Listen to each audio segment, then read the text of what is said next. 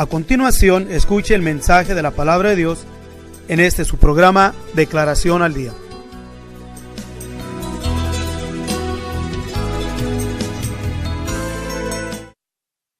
Porque nos es importante entender el significado de la palabra verbo. Okay. El apóstol Pablo es el apóstol que se distingue por dos razones muy importantísimas, que voy a decirlo así, ¿ok? Porque es el hombre que fue primeramente de nacimiento romano, pero instruido en la ley de Moisés, siendo su maestro Gamaliel. Y decía, ok, entonces Pablo, por Dios, fue capacitado para ministrar la palabra de nuestro Dios a los de la ley, ok, a los griegos, ok. Vamos a estudiar un poco sobre los griegos también. ¿Por qué? Porque es importante estudiar los griegos. Porque los griegos, en sus muchas mitologías que tenían, ¿ok?, eran filósofos y daban muchas descripciones, ¿ok?, en filosofías de la existencia de un ser divino. Y nosotros tenemos la palabra de nuestro Dios traducida al español por medio del lenguaje, lo que es el hebreo y el griego, con algunas otras porciones en arameo. Pero cuando leímos nosotros leímos las escrituras o la versión, la antigua versión de Cipriano de Valera, ¿ok?, y Casiodoro de Reina, miramos que nos dice que con traducciones ¿de qué? Del griego y el hebreo. O sea, tienen griego y tienen hebreo. Entonces, como es griego y hebreo, entonces nos es importante entender también a los griegos, ¿ok? Y la capacitación dada por Dios al apóstol Pablo para hablarle a los griegos. ¿Por qué? Porque los griegos, vuelvo a repetirlo, aún hasta ahorita nosotros, directo o indirectamente, tenemos influencia griega. Las expresiones de la palabra de nuestro Dios, que son traducidas del griego al español, entre las diferentes traducciones que ha habido diferente tipo de expresiones cuando se trata de dar una declaración textual en la palabra de nuestro Dios. Por eso nos es importante entender en parte quiénes eran los griegos.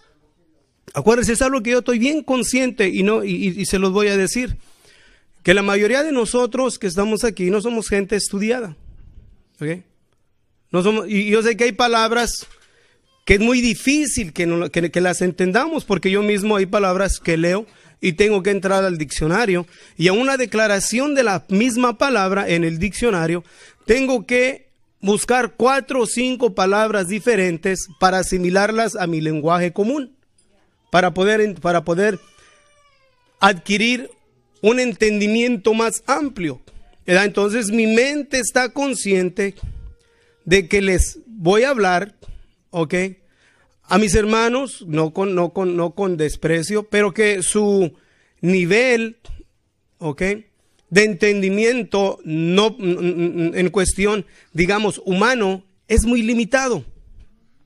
Claro, en revelaciones de nuestro Dios, Dios nos hace ser entendidos. Porque vuelvo a repetir que el hombre vano será entendido aunque haya nacido como pollino de asna montesa. ¿Ok? Hace años alguien me comentó y me dijo, ¿por qué das esas enseñanzas en una congregación de puros nuestros hermanos mixtecos? Dijo, no te entienden ese lenguaje. Dijo, ellos no entienden, es más, dice, no entienden ni papa de lo que dijiste. Y entendí yo que no entendieron, por varias razones también, no nomás por falta de entender diferentes palabras que usamos en cuestiones textuales, tomadas de la palabra de nuestro Dios. Y también de que nos hace falta muchísima educación en el sentido de oír. Tenemos que disciplinarnos el sentido de oír, de poner atención, porque somos bien fácil de distraernos. Okay. Mi mente yo estoy entendido de eso. Por eso es que es importante que ustedes entiendan que yo entiendo, ¿ok? Que tengo que reducir aún mi pensamiento. Cuando he ido a otras congregaciones que sé que están medios un poquito más, entonces sí hasta como que me creo ahí porque uso palabras elocuentes, ¿verdad? Palabras altas que hasta yo mismo me la creo. Pero sí que aquí no nos vamos a entender. Y si hablamos en términos de filosofía, de las palabras que usaba Aristóteles, ¿ok? Que estuvo aún Aristóteles se consideró como uno de las manifestaciones de logos. No sé ni qué vamos a entender qué es logos, no así los logos, esos legos, no, son logos, ¿ok? Vamos a ver qué es legos, son de esos para armar. No. Y hay palabras que expresa que aún yo mismo tengo que entrar y decir, oye, pues esto no entiendo yo, no sé ni qué está diciendo con estas expresiones. Pero reduciendo a las expresiones y poniéndolos en un término más barato de nuestro lenguaje común, porque acuérdense que ni aún nosotros hablamos el español correcto. En estos días alguien me comentó que reprobó un examen de español, ¿verdad? Y entendí el por qué, pero dentro de lo que me expresó, pude mirar una autojustificación de por qué no lo pasó. ¿Ok? ¿Y por qué? Porque decía que el examen fue hecho en un español castellano. No es que es un español castellano, es que es el español correcto. Nosotros usamos muchas palabras, nuestro lenguaje es muy limitado y no ampliamos. El lenguaje español es grande, ¿ok? Claro, el inglés es mucho más amplio, ¿ok? Pero nuestro lenguaje en español es amplio, pero no usamos palabras que están en el diccionario español. ¿Por qué? Porque siempre hablamos de ¿cómo te fue? ¿Cómo estás? ¿Cómo vas? Vamos para allá, vamos para acá, la carne asada, ¿te gustan los hot dogs? Y pues sí, y pues para allá. O sea, no entramos en diálogos donde se requiera usar palabras elocuentes. ¿Sí me están entendiendo? ¿Ok? ¿Alguien no se siente ofendido por lo que digo? Pues que se gana, de todas maneras, por la mayoría sí estamos. ¿Verdad? Así estamos. Entonces, aún, por eso miren, leer el periódico es muy bueno. Leer la escritura, es bueno leer la escritura porque trae un español más, pues un español adecuado. ¿Ok? Lo que son los periódicos, es bueno leerlos. Por eso muchas de las veces no entendemos palabras cuando hablamos en términos amplios, ya sea en cuestión de expresiones bíblicas en historia, porque no estamos asimilados con el lenguaje. A mí me han comentado varias veces en diferentes congregaciones que no me entendieron. Digo, entendimos en parte, pero hay muchas palabras que no entendimos. Porque hay cosas que claro que no estamos familiarizados con ello, ¿verdad? Entonces, por eso les digo, miren, si usamos palabras que se usan en términos de filosofía, no me van a entender. ¿Ok? Entonces, yo tengo que batallar en mi mente para reducir, ¿ok? Y enfocarlo en palabras que nos entendamos. ¿Por qué? Porque dijo el apóstol Pablo, aún si entrar en la congregación y estuviese hablando una lengua desconocida, no lengua angelical, ¿ok? Sino términos de un lenguaje que no estamos capacitados. Dijo, mejor, cállese, porque es mejor hablar 2 o 3 palabras entendidas, no que muchas palabras que no nos entendamos, ¿ok?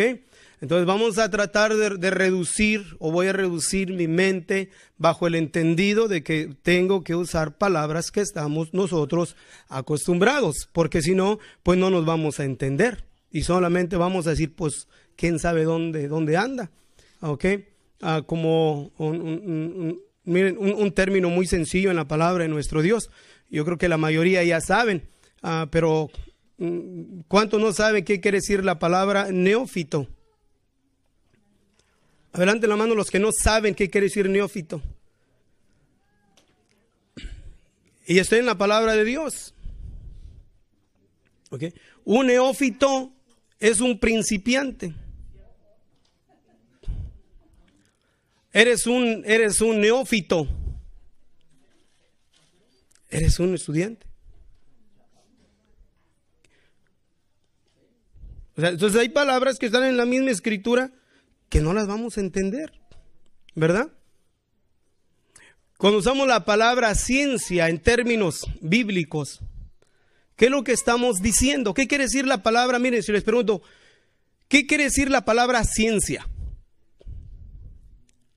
En sí la palabra ciencia, sin reducirlo a una rama, porque hay ciencias naturales, hay ciencias sociales, ¿ok? Pero ¿qué quiere decir la palabra ciencia?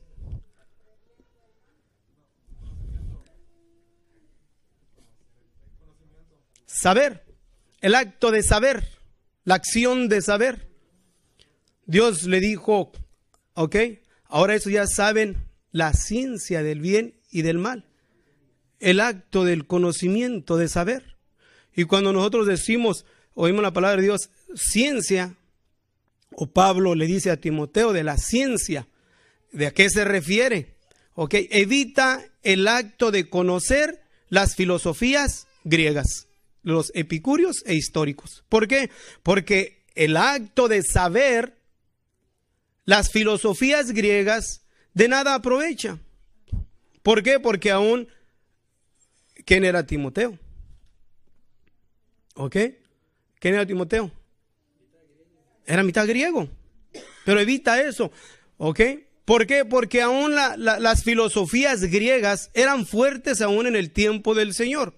No, no nomás no estoy hablando en cuestión a solamente reducirlo en Jerusalén, pero sus alrededores. ¿Por qué? Porque estuvo muy fuerte la influencia de los griegos en el pueblo de Israel. ¿Okay? Aún Aristóteles fue el que surgió siglos atrás la idea de la asimilización de los judíos. O sea, no los persigamos ni los estemos acechando por su entrega a la divinidad y a su anhelo de la identidad de su Dios. Hagámoslos ciudadanos griegos. Eso es todo lo que quería. Entonces la influencia griega era muy fuerte. ¿Ok? Hasta que ya entraron los romanos. Los romanos quitaron el imperio griego de lo que es la tierra de Canaán. ¿Ok? Y entró la influencia ya no griega. ¿Ok? De los filósofos. Sino ahora entró un poder militar que implantaba el conocimiento de muchos dioses. ¿Ok?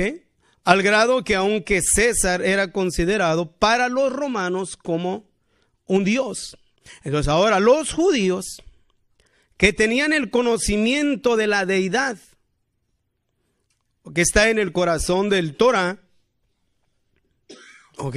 Que Dios les dice a Israel, oye Israel, el Señor nuestro Dios, el Señor uno es. Ahora entonces entró un poder que no solamente instruía, sino que forzaba, aunque dio cierto poder de autonomía al Senedrín, o sea, los que tenían control en el sistema tanto religioso como político en Israel, no dejaban de presionarlos a que adoraran a sus dioses, o sea, los dioses romanos. Y ya no era un dios, ya no eran filosofías, era una idolatría completa.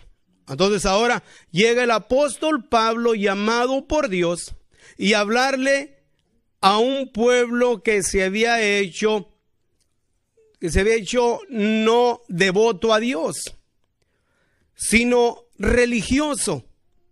Acuérdense que la religión, ¿quién de ustedes no sabe qué quiere decir religión?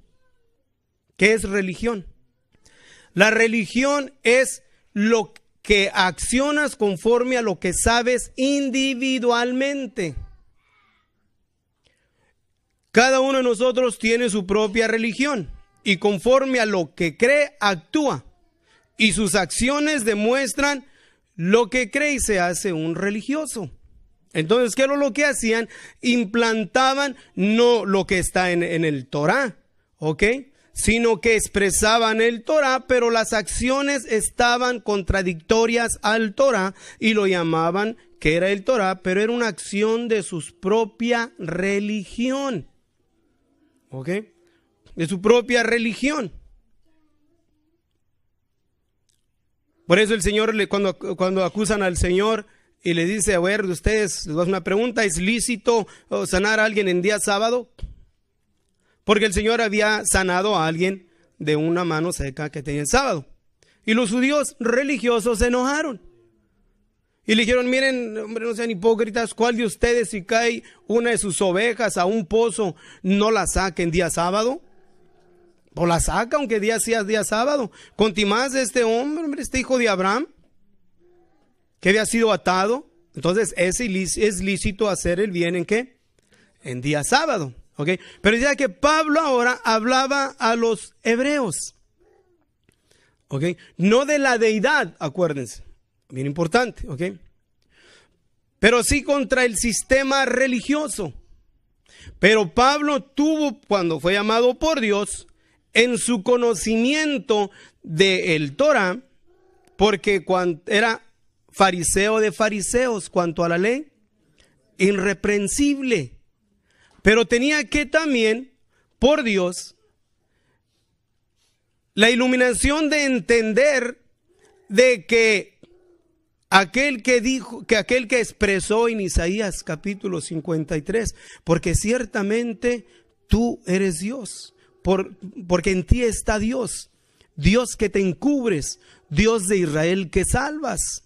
La declaración del capítulo 7 de Isaías o el capítulo 9 de Isaías de que el niño que iba a nacer era Emmanuel, era Dios con nosotros hacia el pueblo de Israel, que era el declarar es la manifestación del Mesías no como el Salvador del yugo romano, sino como el salvador del yugo del pecado a los gentiles y al pueblo judío ¿de qué? Del yugo de la ley, de los 613 mandamientos, de la declaración hacia el pueblo hebreo de que era el cumplimiento de lo que Dios había dicho por el profeta Daniel. He aquí establezco un nuevo pacto con la casa de Israel. Ese nuevo pacto ya no era un pacto de 613 mandamientos para que sean reliquia, para que sean de mi pueblo. Ahora nosotros, hablando al pueblo de Israel primeramente, ese nuevo pacto fue establecido con ellos ¿de qué? De que ahora ya no por las obras de la ley, sino por la gracia de nuestro Señor Jesucristo, tenemos entrada a esta redención, ¿ok? Al pueblo hebreo. Pero el problema era cómo declarar la deidad del Señor Jesús al pueblo hebreo.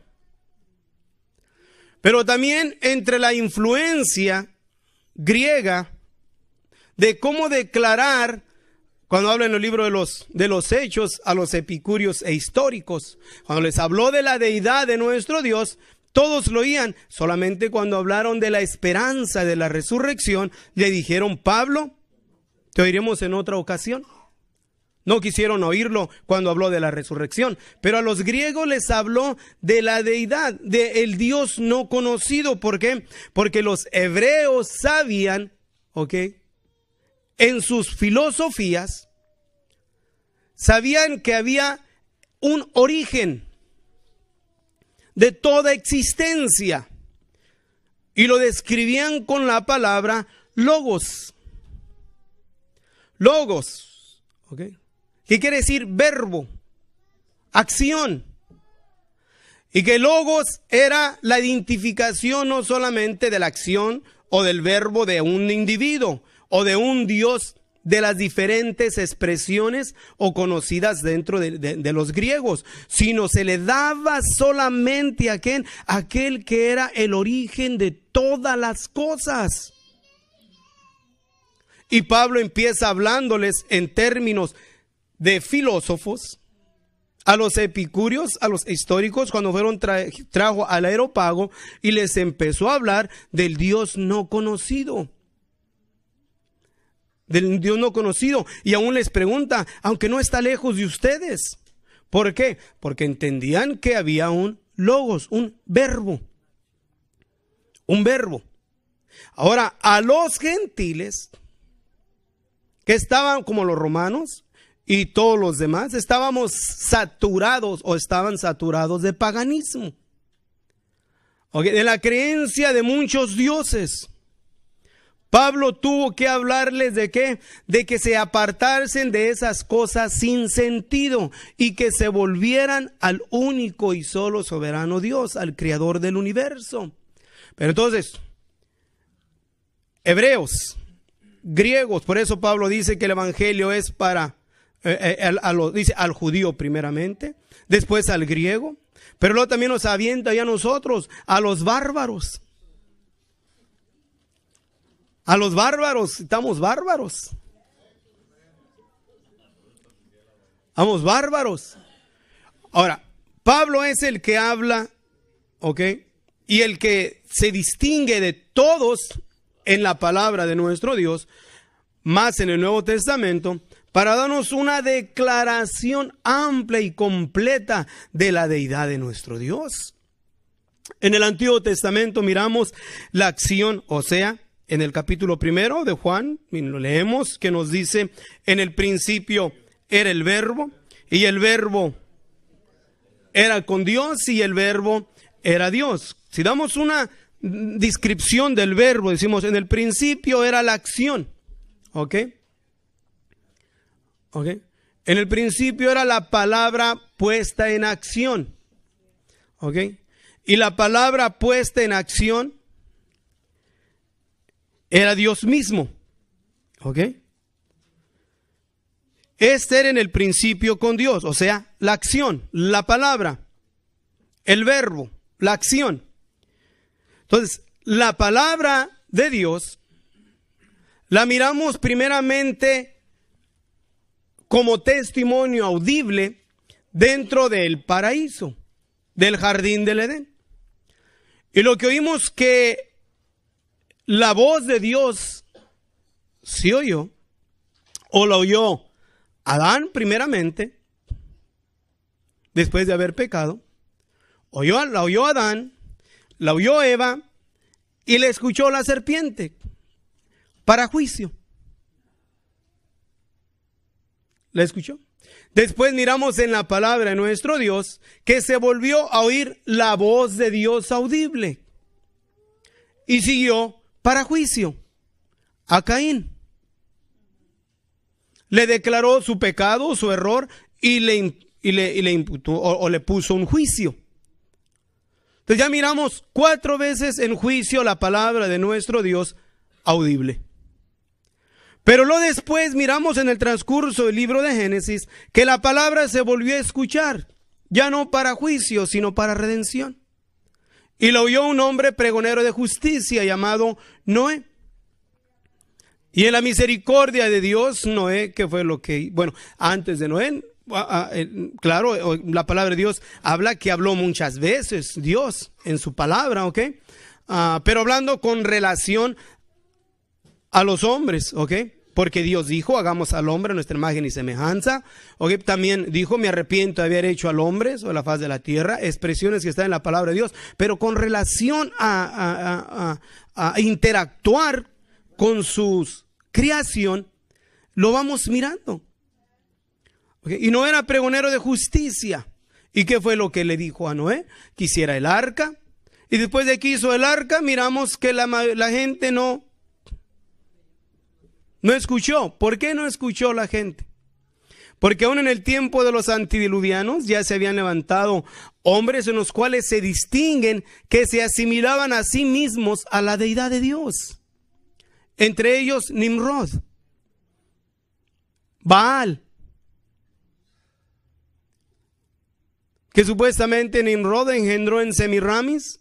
De Semiramis nació un niño, Baal, que era Nimrod encarnecido en Baal.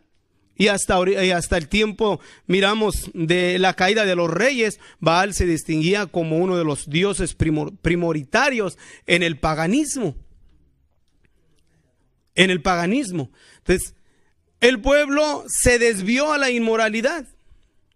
¿Alejados de qué? De la voz de Dios. Pero después de que oímos de Noé, miramos que Dios siguió el tiempo caminando y se volvió a oír la palabra otra vez, la voz audible para traer más redención. Hablándole a Abraham. Abraham, sal de tu tierra y tu parentela. ¿Por qué tuvo que salir de su familia Abraham?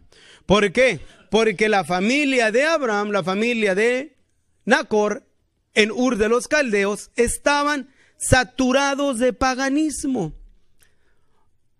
idolatría a muchos dioses. Porque acuérdense que la tendencia del ser humano es siempre buscar un ser superior que sí mismo. Esa es la tendencia del ser humano. ¿Por qué? Porque como el hombre fue criado por nuestro Dios, el hombre interior divaga buscando a su hacedor. Y como buscan a su hacedor, ¿qué es lo que hacen? Reducen su pensamiento y la deidad de Dios en cosas o hechas por manos de hombres o a la imaginación. Solamente a la imaginación. Y miramos que en el tiempo de Abraham, de Noé, Abraham, el pueblo ya o la gente ya estaba saturada de idolatría. Y Dios llamó a Abraham. Abraham salió,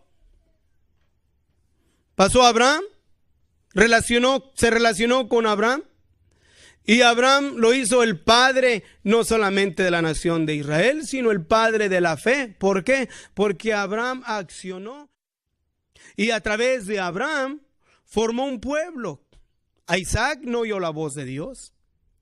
Jacob, el usurpador, oyó la voz de Dios, porque Dios le mostró una visión. Pero después de Jacob, miramos la rebeldía de sus demás hijos y Dios llamó a José.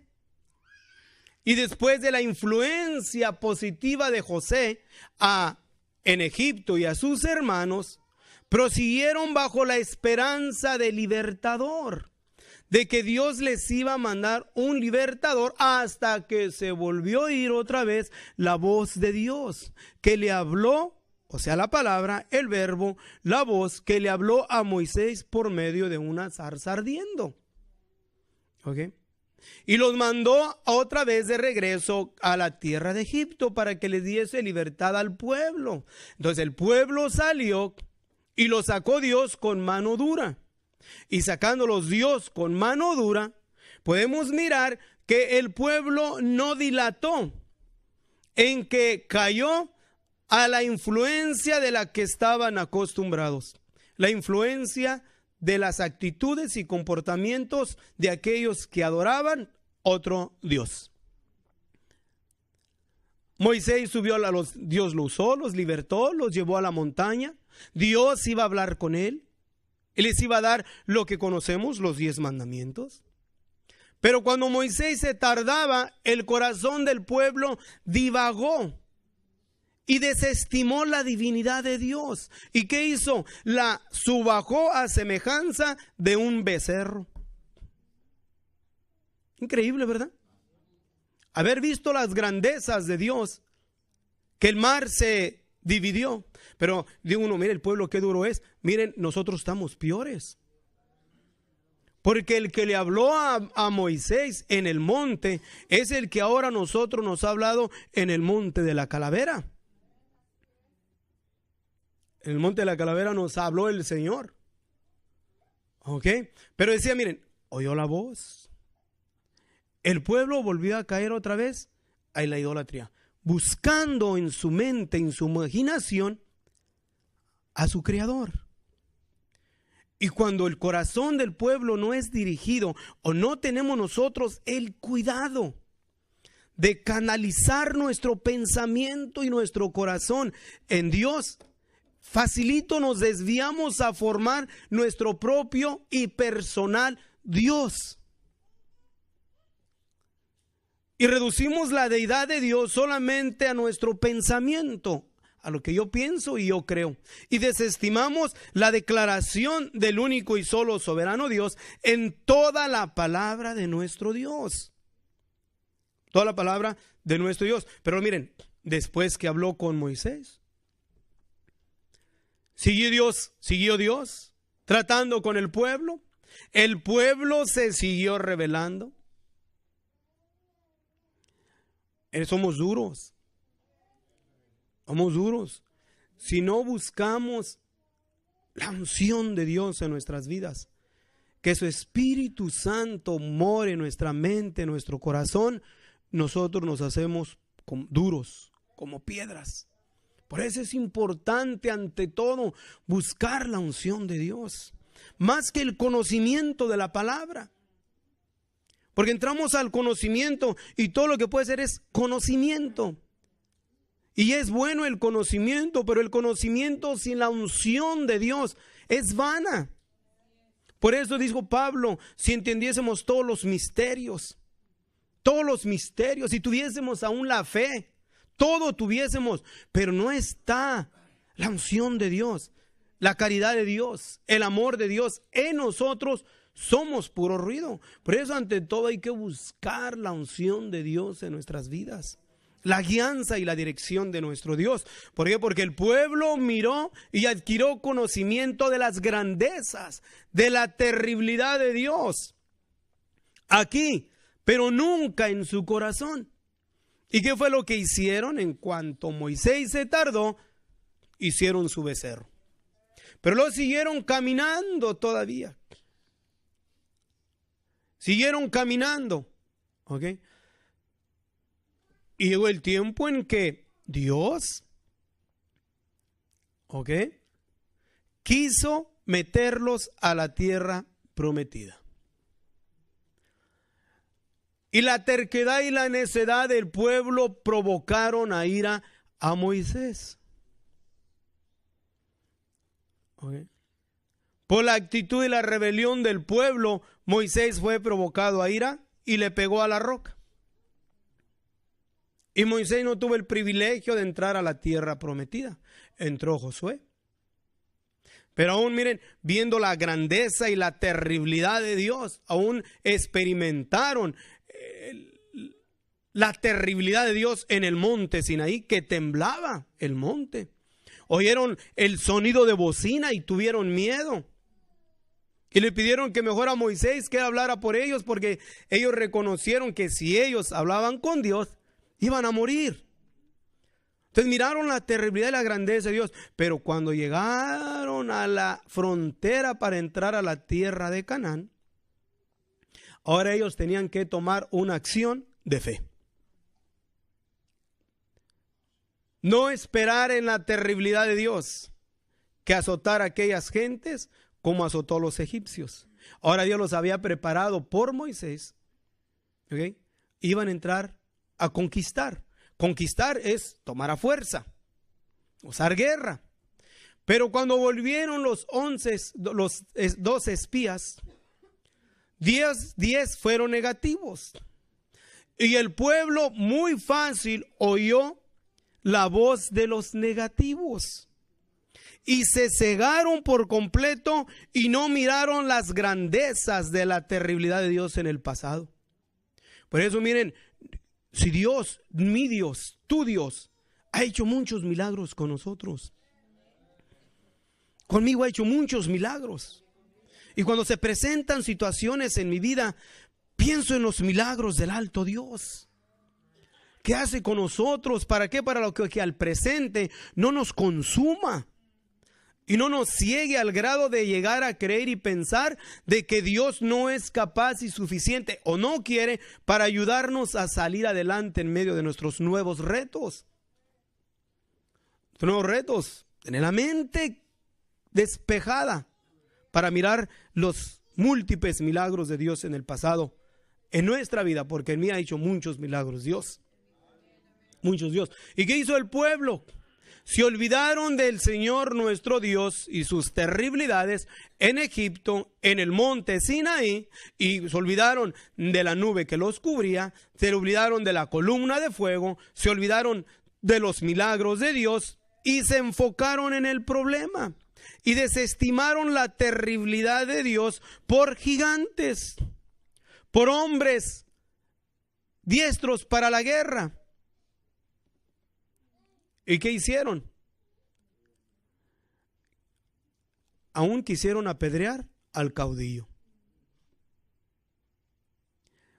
Después de que Moisés bajó del monte, nos dice la Escritura que su rostro resplandecía, al grado que él tenía que ponerse un velo para cubrir su rostro. Cuando el pueblo está cegado, no mira lo sagrado, no mira la santidad del hombre o de la mujer. Cuando el hombre está airado, solamente está cegado y actúa conforme a su ira. ¿Y qué quisieron hacer? Mire, como Moisés lo apedrearon, no quisieron, querían matarlo. Pero Dios intervino, se abrió la tierra y la contradicción de Coré se los tragó. Pero la otra vez el pueblo tuvo que ser pulido por Dios. Y a todos los mayores de 20 años los hizo que perecieran en el desierto. Solamente a Josué y a Caleb les permitió. Pero ¿qué hizo en ese proceso del desierto? Dijo el Señor: te he traído para afligirte, para probarte, ya no a los viejos, porque los viejos se amañan. Ya no a los viejos, sino a los jóvenes de 20 años para abajo, para en el desierto, para afligirte, para saber si habías o no de guardar mis mandamientos. Mire, y cuando entró Josué, Dios otra vez se oyó y habló con Josué. O sea, el verbo, el logos, la palabra se volvió a oír y habló con Josué. Y le dijo: Josué, esfuérzate, esfuérzate. Y cuando Josué declaró al pueblo, los ancianos, dice: nomás con que Dios esté contigo, nosotros estamos contigo. Pudieron visualizar, el llamamiento de Josué, así como el llamamiento de Moisés. Y el pueblo siguió en victoria, porque los de 20 años se habían purificado. Dios los había pulido en el desierto y fueron fieles en el tiempo de Josué. Pero ¿qué pasó? Se levantó otra generación a los cuales no habían oído las grandezas de nuestro Dios y cómo Dios había sacado a sus padres con brazo fuerte de la tierra de Egipto. Y el pueblo, ¿qué hizo? Se corrompió. Se corrompió. Esa es la tendencia de nosotros. Acuérdense, de nosotros. Nuestra tendencia pecaminosa es de continuo hacer lo malo. Por eso tenemos que andar con temor y temblor delante de nuestro Dios. ¿Por qué? Porque sé que nosotros, tu ser, tu cuerpo, te hace hacer lo que no quieres ser. Te impulsa a hacer lo que aborreces hacer. Por eso debemos de estar siempre clamando y buscando la guianza y la dirección de Dios, continuamente diciéndole al Señor nuestro Dios: no me eches de delante de ti. Ten piedad de mí, oh Dios, conforme a tu misericordia. Lávame de mis pecados. Cada día estarle diciendo, cada día, porque si no nos desviamos y nos vamos como bestias brutas. O nomás yo creo. Pues yo soy el único pecador. Yo soy un pecador asqueroso que tiene miedo a que se aparte la unción de Dios en mi vida y me consuma la inmundicia de mi propio ser. Y tengo que andar con temor y temblor delante del Altísimo.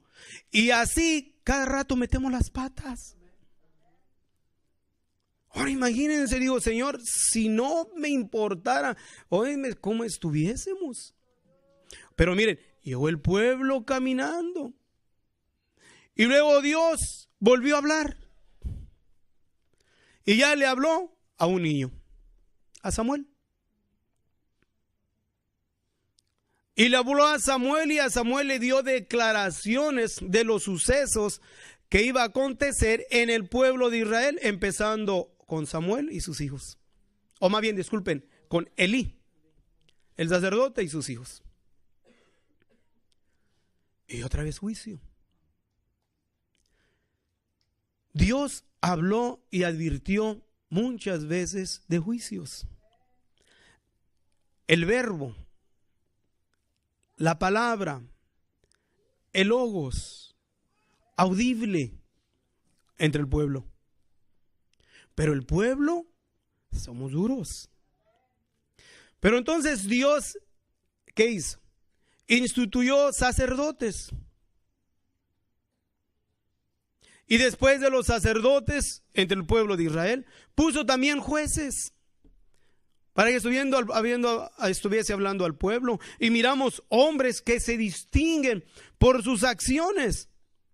Pero aquí nos demuestra algo maravilloso, como por ejemplo podemos miren a Gedeón. Dios llamó a Gedeón no por ser valiente ni por ser elocuente. Él llama a quien Él quiere llamar. El punto es que mantengamos nuestro llamamiento. Ese es bien importante, mantener nuestro llamamiento. ¿Y qué pasó con este Gedeón? Primero le pidió a la profetisa Débora que lo acompañara. Y ella lo acompañó. Pero después de las victorias y del reparto del despojo, ¿qué fue lo que hizo Gedeón? La tendencia del corazón fue hacerse un efod, un ídolo. No acabó de mirar la manifestación de Dios obrando milagrosamente y dándole una victoria. ¿Por qué perdió tan fácil el concepto de la relación de Dios? ¿Por qué? Porque nuestro corazón dice, es más fácil creer a lo que se ve, aunque sea falso, erróneo, que a lo que no se ve. Es muy difícil, por eso miren, dice, pero sin fe es imposible agradar a Dios. Se oye bien fácil. Y la fe no es como decir, yo tengo fe. No, la fe no es algo que fluye de nosotros. Esto es un don de Dios. Por eso hay que adquirir el don de Dios. ¿Para qué? Para que en lo que pase en nuestra vida sigamos con fe, esperando en Dios. Y aunque mis riñones se desechen dentro de mí, aún yo esperaré en Él. Aunque estemos afligidos y estemos, va a seguir esperando en Dios. Esperando en Dios. Pero es algo, ustedes saben que es algo muy común entre nosotros. Que es más fácil desprendernos de Dios cuando todo nos va bien que cuando todo nos va mal. El porcentaje es muy alto de los que se apartan de Dios cuando las cosas les son favorables, a comparación de aquellos que cuando les va mal se apartan de Dios, porque la aflicción y el dolor nos allega a Dios, nos apega a Dios. Pero miren, entonces siguió la voz oyendo. Samuel. Pero después de Samuel, Dios se fue, ya no una voz audible. Ahora usó jueces, sacerdotes, claro, los estableció, sacerdocio arónico. Pero no era suficiente. Él les trajo jueces. Y después de los jueces, les trajo reyes. Y después de los reyes surgieron profetas. Y Dios siguió hablando valiéndose por medio de alguien más. De alguien más. Ya sea por medio de visión o por medio de sueño. Pero Dios siguió tratando con el pueblo. ¿Ok? Ahora, ¿qué es lo que hizo el pueblo de Israel? El llamamiento del pueblo de Israel, desde Abraham hasta, digamos, hasta el tiempo del Malaquías, o Miqueas, o Malaquías, ¿verdad? El último profeta. O Malaquías, Miqueas, sí, Malaquías. Hasta el último, en ese periodo de tiempo, ¿ok? Miramos el llamamiento de Dios al pueblo de Israel con el único propósito, no solamente de yo llamé a este pueblo, yo formé para que este pueblo anunciare mis alabanzas, sino para que por medio del pueblo de Israel, el pueblo judío, no nomás el pueblo, sino que la gente conociese al único y solo soberano Dios y dejásemos de divagar en nuestros pensamientos. El azote al pueblo de Israel era en el tiempo de los reyes por desviarse a otros dioses, por perder su fidelidad a nuestro Dios. Los únicos que más se impulsaron por cambiar la adoración a Dios fueron los griegos. Y sea que los griegos, aún la historia da razón, en el tiempo de Pompeyo, el tiempo de Aristóteles, por poco lo consiguen. ¿Por qué? Porque los griegos no eran cualquier persona. Hoy hasta ahorita tenemos influencia griega. ¿Ok? Los griegos, mucho del sistema jurídico que tenemos, ¿ok? Babilonia, babilónicos, los medos y los persas, pero en su sistema son los griegos. De los griegos aprendieron los romanos. El Senado y el sistema de gobierno en Roma tienen mucha influencia de los griegos. Y aún Roma y Grecia, y aún hasta ahorita, varios del sistema que tenemos nosotros en el país de Estados Unidos viene también de Roma. Aún, miren, aquí tenemos un Senado, en Roma había el Senado. Bueno, etcétera. ¿Ok? Pero por poco consiguen. ¿Por qué? Por las filosofías. Creían en muchos dioses, ¿ok? Y sabían y creían de que Dios de diferente categoría se manifestaba en seres humanos para hacerse, ¿ok?, tangible, audible con su creación, con ellos. Entonces tenían cierta visibilidad de lo que los judíos tenían concerniente a lo que ahora nosotros sabemos, de que la palabra fue hecha carne. Fue hecha carne, ¿ok? Pero todas las enseñanzas de los griegos, digo, por poco asimilan al pueblo judío, pero se levantaron hombres con celo de Dios y quebrantaron esa influencia. Entre ellos estuvieron los macabeos, Matatías macabeos. ¿Ok? Pero logró el tiempo de un promedio de 400 a 460 años, se cree, donde no hubo profeta en el pueblo de Israel. Y se estableció un centro de adoración a Dios. Y después de la transmigración de Babilonia y de la influencia griega, el pueblo judío estableció las sinagogas para que el pueblo no tuviese que viajar hasta Jerusalén para ser instruido. Y usaron las sinagogas, y en las sinagogas había los rabinos. Ya no estaba el sacerdocio, y los rabinos enseñaban al pueblo de Dios. ¿Ok? Y se extendió la instrucción entre el pueblo judío, ¿ok?, la enseñanza de que, y entre las enseñanzas prioritarias que nos reflejan en la historia, ¿ok?, y no está en la escritura, en la historia es que los rabinos en su celo instruían al pueblo sobre algo del cual Dios los había azotado: apartarse de la idolatría. Y cuando llegó Roma y levantó sus ídolos, el celo del pueblo era ferviente. Ferviente. ¿Por qué? Porque ya no estaba el pueblo divagando, ya tenían sus centros de instrucción, las sinagogas. Y había maestros que enseñaban a maestros. Por eso Pablo era ¿qué? Un discípulo del gran maestro Gamaliel. Y instruía a Pablo para que Pablo fuese ¿qué? También un maestro, un enseñador. Damasco está al norte de Israel, de la capital Siria.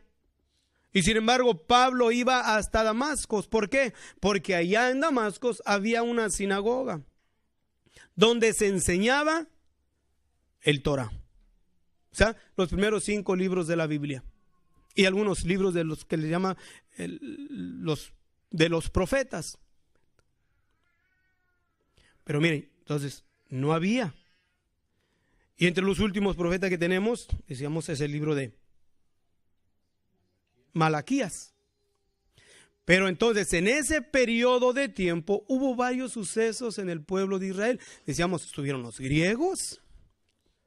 Y después de los griegos estuvieron los romanos bajo la influencia de Roma, sabiendo que al pueblo judío nunca iba a poder ser controlado por la fuerza.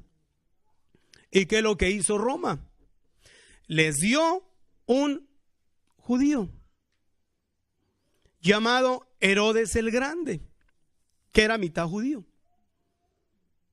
Y Herodes el Grande se los dio, ¿por qué? Porque Herodes entendía la mentalidad del pueblo. ¿Y qué es lo que hizo Herodes para agradar al pueblo?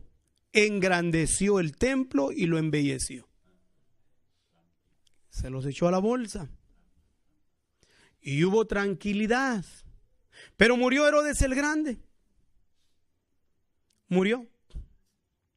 Ese hombre, cuando se miran las estructuras en la historia de lo que hizo este hombre, oye, era un genio, este hombre.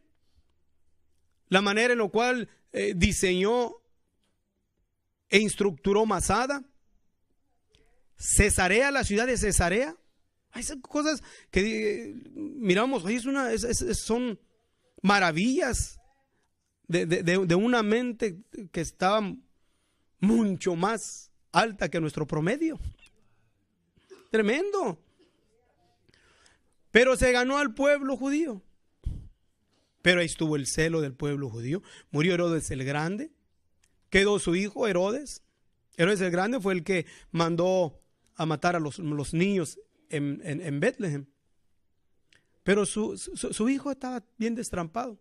Su hijo se creía que su hijo creía en astronomía, creía hechicería, tenía un montón de mugreros. Pero perdió entonces el poder de la influencia entre el pueblo judío. Y llegaron varios gobernantes. ¿Ok? En el tiempo del Señor estuvo Pilato. ¿Verdad? Y Herodes, pero hubo gobernantes en los cuales no entendían el concepto del pueblo judío. ¿Y qué fue lo que hicieron? El emperador, por querer agradar a los César, permitió que se levantasen estatuas en las entradas del templo. Y esto provocó disgusto, ira entre el pueblo judío. Para que diese el inicio al que en el año 70 Jerusalén fuese destruida.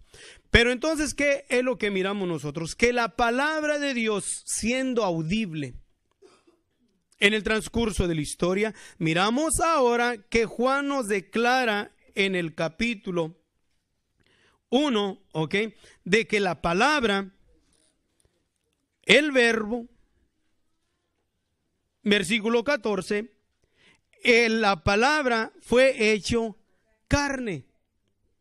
Entonces ahora el verbo fue hecho carne, la palabra se manifestó, la acción de todo lo que existe ahora, ¿okay?, o la causa de todo lo que existe, nos visitó. Ya no como le habló a Adán, a Eva, a la serpiente, a Caín, a Noé, ¿Ok? Ya no como a ellos, sino ahora Él vino y se manifestó la palabra. Y ahora la palabra ya no se valió de sacerdotes, ni de profetas, ni de jueces, sino que ahora la palabra se declara y se manifiesta a sí mismo.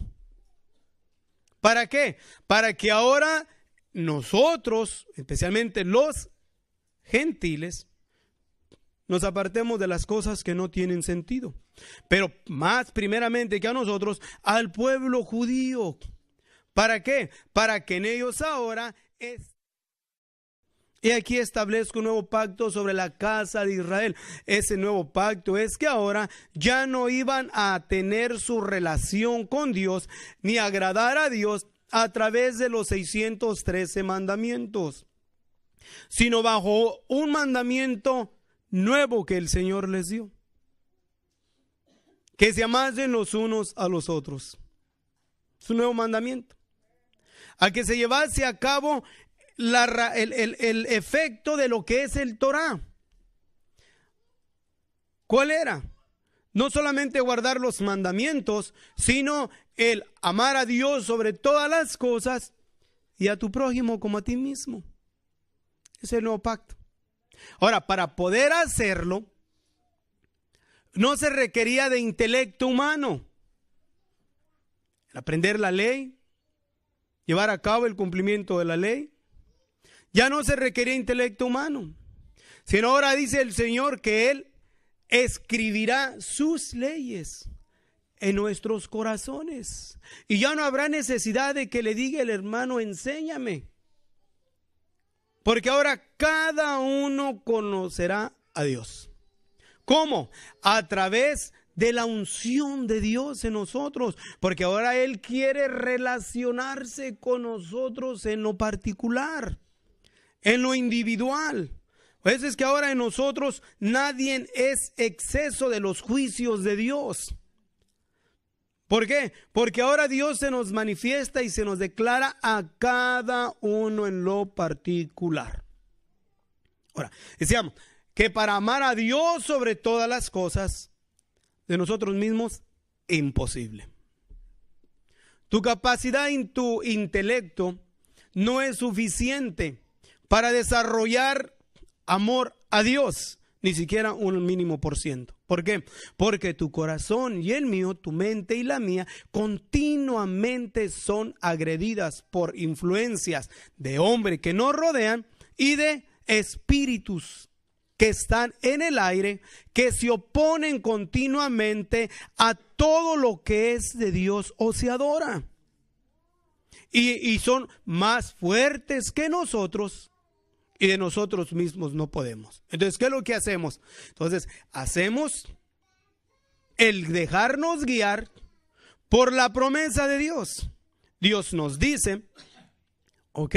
De cuando nos bautizamos, dice, y nos bautizamos y recibiréis la promesa, la unción y el poder de Dios en nuestras vidas para poder nosotros enamorarnos de Dios.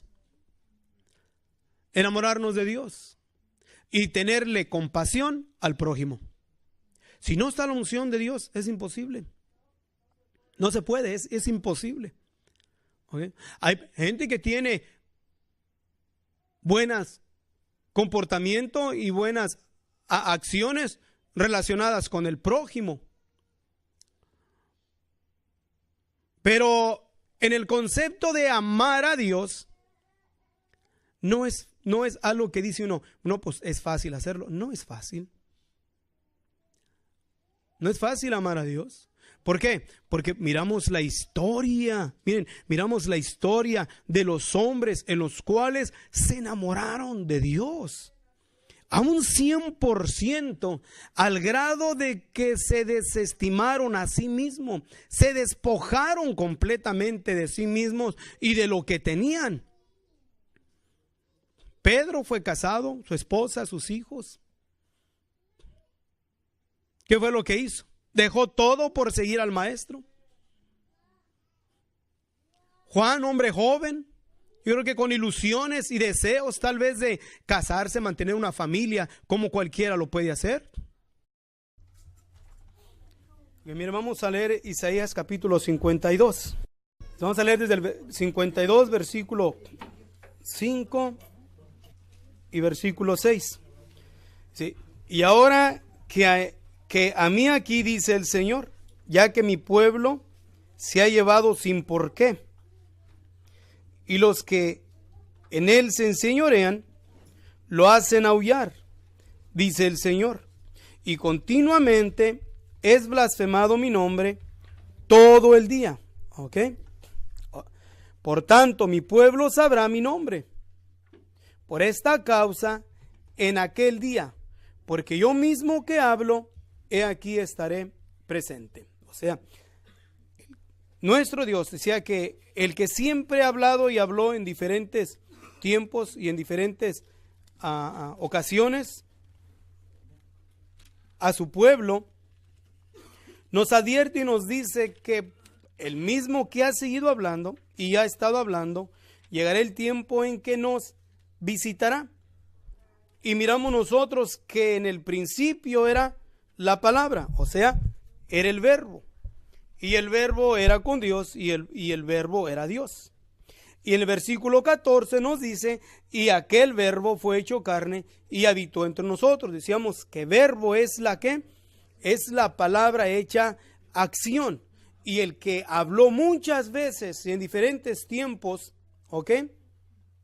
A los padres nos dice en el libro de los Hebreos, en el capítulo 1, nos dice de esta manera. Dios, habiendo hablado muchas veces, ¿ok? Y en muchas maneras, en otro tiempo a los padres, por los profetas, en estos postreros días, nos ha hablado por la palabra hecha carne. Por el verbo fue hecho carne. ¿Por qué? Porque se cumple entonces lo que miramos, que leímos en Isaías capítulo 6, que nos dice, por tanto mi pueblo sabrá mi nombre, por esta causa en aquel día, porque yo mismo que hablo, he aquí, estaré presente. La palabra de Dios se manifiesta, ¿para qué? Estando presente, para que ahora la misma palabra manifestada nos enseñe cuál es el buen camino. Y que nuestro pensamiento no divague en andar buscando la deidad en cosas que no tienen sentido. Por eso ahora nosotros, nos dice la palabra de nuestro Dios, que poner pues vuestra vista en aquel y consumador de la vida, a Jesucristo el justo, el cual se dio a sí mismo por proposición de nuestros pecados. Entonces, nuestra mente ya no debe divagar. Ya no debe divagar, ¿por qué? Porque ahora reducir pues vuestro pensamiento a aquel que sufrió tal contradicción de pecadores, de aquel que quiere buscar la deidad de Dios en cosas que no tienen sentido, como imágenes hechas de oro o de plata o de madera, ya no tiene excusa, porque ahora su mente y su corazón puede reducirlo al autor y consumador de la vida, a Jesucristo, Señor nuestro. No tenemos nosotros ya excusa. O sea, la palabra, el verbo hecha carne. Y no tenemos nosotros ya que andar divagando. Y es algo maravilloso en lo cual debemos nosotros de apreciar y de entenderlo. ¿Por qué? Porque si no lo apreciamos, entonces Dios busca a alguien que lo aprecie. Y en el capítulo 43, versículo 10, dice el Señor, vosotros sois mis testigos, dice el Señor, ¿ok?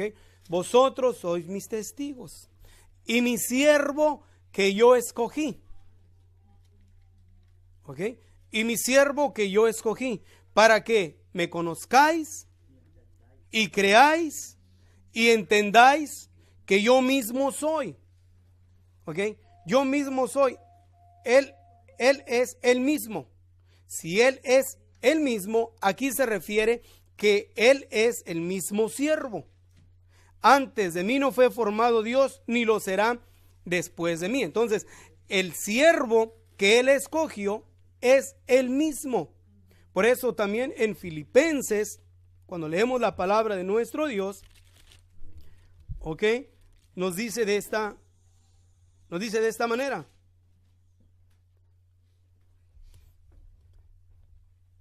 En el versículo 7, capítulo versículo 7.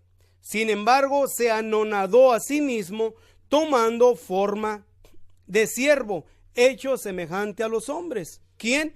El mismo que dijo, he aquí en aquel día, he aquí que yo estaré presente, para que me entiendan, para que me conozcan, para que crean, entiendan que yo mismo soy. O sea, la palabra, el verbo, hecho carne, porque nos habló en muchas formas, de muchas maneras a los padres por los profetas, pero ahora nos habla tanto a los padres como a nosotros por medio de su manifestación en carne. Y en su manifestación en carne, el apóstol Pablo también nos dice cuando escribe a Timoteo en su primera carta, en el capítulo 3, versículo 16, nos dice así: y sin contradicción, grande es el misterio de la piedad. Dios, o sea, la palabra, el verbo, ¿ok? Dios. ¿Fue qué? Ha sido manifestado en carne. Dios ha sido manifestado en carne. Entonces, si nosotros miramos que la deidad de Dios no puede desestimarse en cosas que no tienen sentido. Ahora, cuando decimos que Dios se manifestó en carne, estamos hablando de ¿qué? De Dios, el Espíritu infinito, que lo cubre en todo, en tiempo y en distancia. No, imposible. Imposible reducir la inmensidad de Dios en un ser. Ahora voy a explicar por qué. Aún Salomón nos dice en la dedicación del templo: he aquí que los cielos y los cielos de los cielos no pueden contenerte, mucho menos esta casa que yo te he edificado.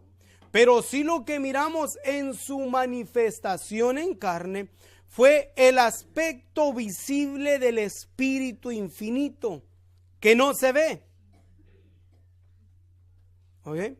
Y es el ser del cual miró Isaías en el capítulo 6. Nos dice Isaías profeta: en el año que murió el rey Usías, vi yo al Señor sentado sobre un trono alto y sublime, y sus faldas henchían el templo. Dice Isaías: vi yo al Señor. Y miró en el versículo 2 que encima de él estaban serafines, y cada uno tenía 6 alas, con 2 cubrían sus rostros, y con 2 cubrían sus pies, y con 2 volaban.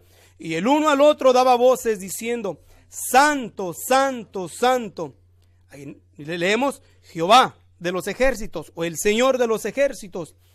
Toda la tierra está llena de su gloria. Entonces miramos desde el versículo 1 hasta el versículo 3, ¿ok? La demostración de lo que Isaías miró. Y en el versículo 5 nos dice: entonces dije, ay de mí que soy muerto, que siendo hombre inmundo de labios y habitando en medio de pueblo que tiene labios inmundos, han visto mis ojos al Rey Jehová, o al Rey Dios, al Rey nuestro Señor, al Rey de los ejércitos. Ahora, ¿lo miró en el Espíritu infinito? No, porque Juan nos dice en el capítulo 1, Dios es espíritu, a Dios nadie lo vio jamás. Lo que miró fue que su aspecto visible, que es también el que el apóstol Juan describe en el capítulo 1 del libro de Apocalipsis. En el capítulo 1, el apóstol Juan da una declaración del cuerpo visible de nuestro Dios. En el versículo 11 empieza a declararse, o el apóstol Juan en el versículo 10 nos dice: yo fui en el Espíritu en el día del Señor y oí detrás de mí una gran voz como de trompeta. Versículo 11 da la declaración que decía: yo soy el Alfa y Omega, el principio y el último. Escribe en un libro lo que ves y envíalo a las 7 iglesias que están en Asia: Éfeso, Esmirna, Pérgamo, Tiatira, Sardis, Filadelfia y Laodicea.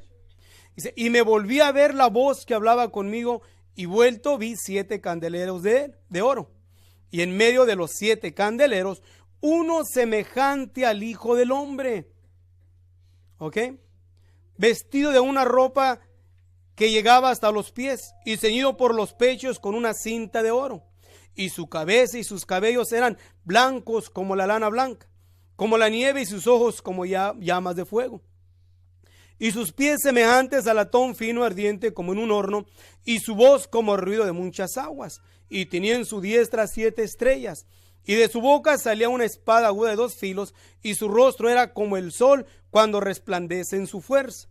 Y cuando yo le vi, caí como muerto a sus pies, y él puso su diestra sobre mí diciendo: no temas, yo soy el primero y el último, y el que vivo y he sido muerto, y aquí que vivo por los siglos de los siglos, amén, y tengo las llaves del infierno y de la muerte.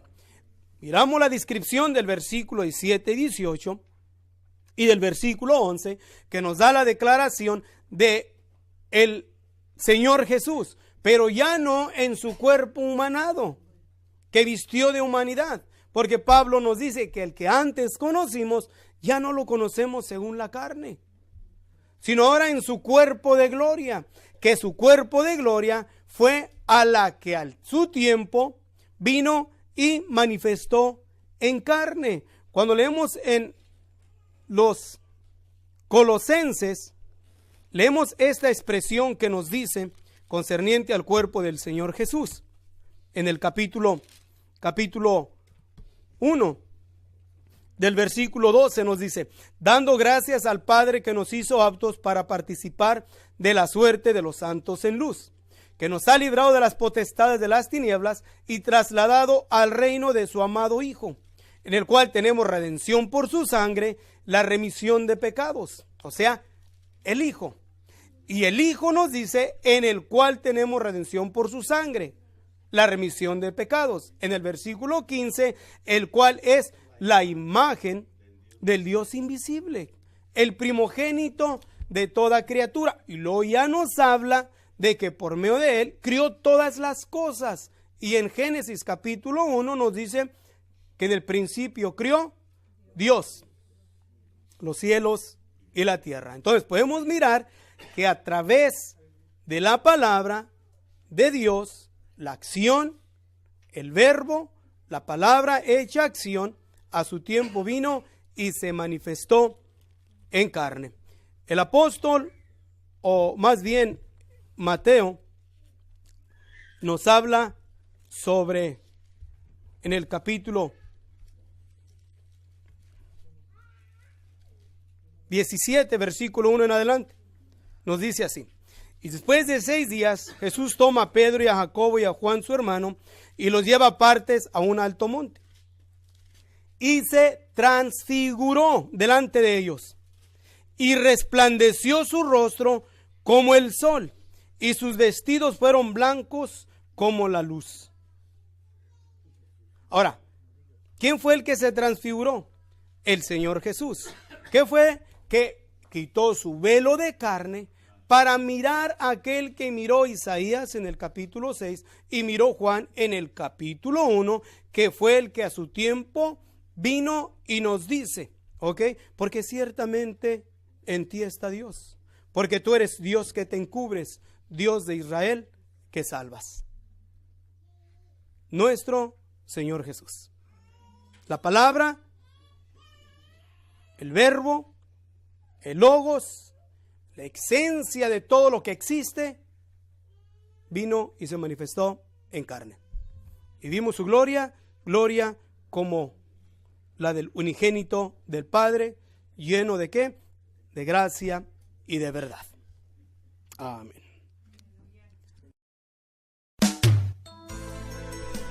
Si usted desea más información sobre estas declaraciones o si desea participar en alguno de nuestros estudios bíblicos, háganoslo saber. Estamos para servirle. Nuestro número es 831-386-9112 o márquenos al 831-297-0879.